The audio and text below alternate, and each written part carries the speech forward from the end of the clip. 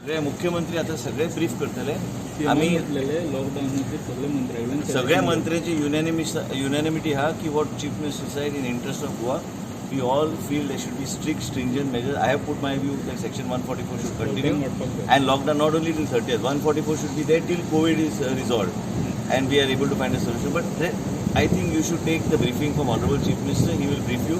But we are all unanimous and supporting the Chief Minister on the decision he is going to take. We are all firm that the lockdown should continue and whatever the Chief Minister has discussed, presentation, the work, excellent work done by the Chief Secretary and the bureaucrats, Health Secretary, the Dean, Director DHS was appreciated by the Cabinet and excellent support and the leadership of Dr. Pramod Sawant. They've been able to stick to this figure of 7 cases in the state of Goa, and we do not want community transmission.